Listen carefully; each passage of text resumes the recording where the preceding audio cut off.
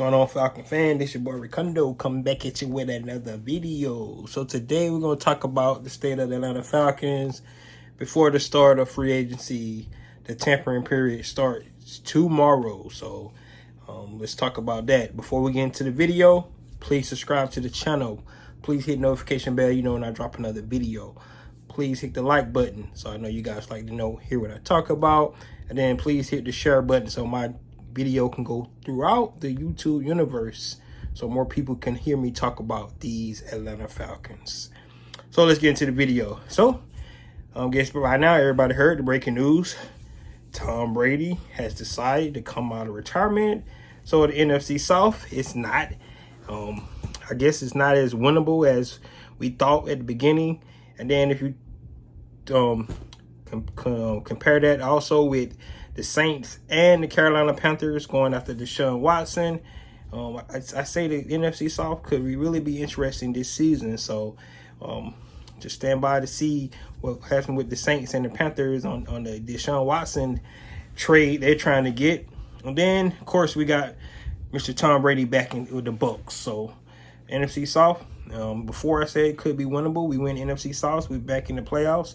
So it could mean a lot of things for our Atlanta Falcons moving forward and how these decide to approach the free agency. Probably won't change a whole lot from their plans, but we just have to see what these guys decide to do. So that's one thing. So let's talk about the Atlanta Falcons in general. So before the last video I had, we talked about Matt Ryan and the possibility of him being restructured based off reports. You saw I put a short out saying that it was true, that he did get his contract restructured. Got a cap relief about $12 million. We a little bit over $16 million in cap space right now. So going into the tampering period tomorrow, of course, the new league year starts on the 16th, which is Wednesday, and free agency start. You can actually start signing players. So before then, of course, some of the rumors out. Of course, you heard about the Falcons in discussion with Forty Olakun to bring him back. $10 million or more pretty much on the contract. If that's the case, like I said, Fourier was a great player. I really didn't see him coming back because of the cap constraints that we had. So having him come back, somebody who led the league in tackles, 192 tackles last year. He's a smart player. He made created a lot of turnovers, very fast. He's a great pickup. And then Terry Fontenot also talked about bringing back players within our own locker room first in free agency. So if they can somehow make that deal before the start of free agency, because now you made a deal before any other team to try to overbid the Falcons and bring him in. Also, we heard that they was in talks, and these just rumors right now. Heard they even talk with Cordell Patterson as well. If they could bring Cordell Patterson back, that would be great as well. Of course, we know Cordell Patterson had a breakout season. Kind of thought that he might be overpriced for what the Atlanta Falcons could offer him based off the production he had this year. But he's still he's over 30, so maybe we'd be able to get him. He wanted to come back. That's one of the things that he was really talking about all off season, that he wanted to be back in Atlanta. So hopefully we can make a deal with him as well. And then the last person, Russell Gage. We definitely need to probably bring Russell Gage back as well. If we can bring Russell Gage back, that'll definitely help. Everybody know that our wide receiver room is barren, and we don't have any wide receivers in. So that continuity with Matt Ryan, Russell Gage would be great. So we can bring, that's just starting off our free agency that we actually have inside the house. Of course, Younghoe Koo, really nobody talks about him, but he's a restricted free agent. So we can bring Younghoe Koo back, give him a tender based off whatever draft pick we get him. We probably get him a tender. Hopefully nobody won't match it or go over that tender, and we can actually bring Koo back as well. So those are the free agents that we have in-house that hopefully we can try to get some kind of deal done. But where does that leave us? By that time, $16 million. Remember, we got to probably have about $7 million to sign our draft class. So we definitely need to still create some cap space. Some of the ways they can do that, of course, we talked about it earlier. They can do some extensions or some restructures, either way they want to go, like they did Matt Ryan. They restructured his contract. They can restructure Grady again. They can restructure Jake Matthews. They can restructure Deion Jones. They still had an option. They can actually trade one of those players as well. Still has an option. They can cut a couple of guys. We talked about Tyler Davidson, Mike Davis, and Kendall Sheffield as well. So all these things could be in consideration moving into the free agency on Wednesday before it happens. So what I'm gonna do, just pretty much, and I really hate doing it because you don't like to get your hopes up. So I'm gonna go ahead and do a fantasy free agency window for these guys, and if they can make this happen, it'll be awesome. And this really just really small fantasy wish list. If we can actually do this, I think it definitely help the Falcons going into the draft. So first thing, like I said, they could bring back Fourier, Cordell Patterson, and Russell Gage. If they can make that happen, that'd be great. If they can somehow get an extension with Jake Matthews or Grady Jarrett to clear up some more cap space and go after Chandler Jones. We know he said he wanted to be with a contender, but we can get somebody like Chandler Jones to come to the Falcons. That'll definitely help us. He said that it really wasn't about the money. It was more about the scheme and the fit. And I think having Dean Pease run the scheme he runs kind of actually fits to what Chandler Jones likes to do.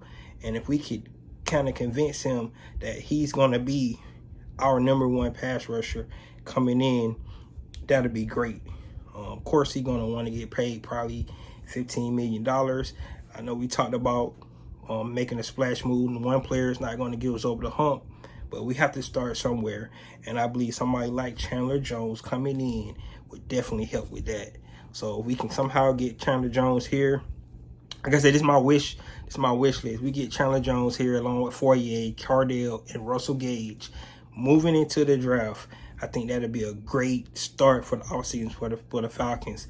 And then if they get somebody like Chandler Jones, we can definitely go in and get somebody like Jordan Davis, another one of these pass rusher, Thibodeau, Johnson, Walker, any of those guys. Of course, you guys know I look when I picked the draft pick for #8. I picked Sauce Gardner. Any of those guys that they can actually pick at #8, having Chandler Jones, bringing Fourier back, and Cordell and Russell would definitely be a big thing for us. So that's just my wish list. That's what I'm hoping. Of course, we can actually go out and get offensive guard as well. That'll be right over the top. But if we can just fill some of those needs that we have before the draft start, it'll be great. Of course, there's a couple more receivers out there that we can go try to look at: Juju Smith-Schuster, Allen Robinson, Christian Kirk, DJ Chark. All these guys. If we can get any of these guys to come for the Falcons, some of those guys probably going to give them a minimum deal, maybe 1 to 2 years, to kind of reassess their market next year.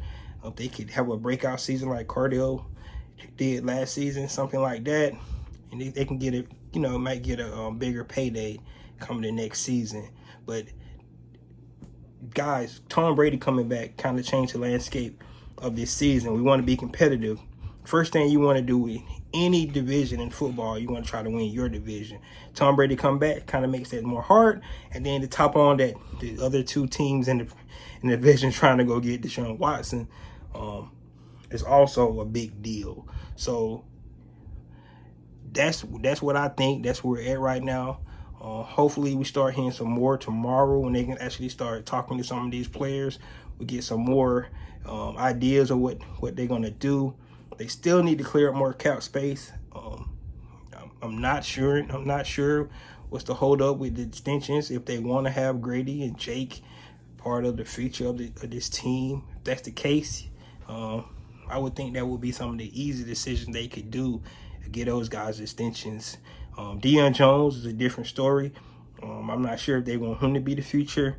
They might just let him ride with that $20 million. they can find a trade partner for Dion, because it's kind of hard to have a linebacker, 2 linebackers over $10 million on your roster. That's kind of making it really hard to try to fill the roster up when you have 2 linebackers that's getting paid that much. Usually teams only play one of the linebackers, you know, at a price that high. So we really got to just think about if that's what the Falcons want to do.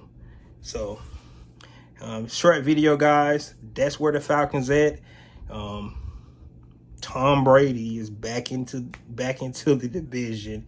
Like I said, Deshaun Watson's back. Deshaun Watson's possibility could be either one of those teams. I hope he go to the AFC or to another division. That would be great, because I definitely don't want to deal with that guy for the next 10 to 15 years. So that's where I'm at, guys. Let me know what you guys think about what moves that you think they can probably make moving into this week coming up. Like I said, hopefully by Friday we kind of have an idea what this team could sort of look like going into the season. Remember last year they didn't make any moves till like in the middle of the free agency period, because they wait till all the top guys got going, then they pick some of the mid-level guys. Hopefully this year they kind of break the mold on that, and if you can get somebody like I said, like Chandler Jones, that'd be awesome. So guys, that's my idea. You guys let me know what you think about what these Falcons need to do, especially that Tom Brady is back again. This is your boy Ricondo, come back at you with another video. Peace.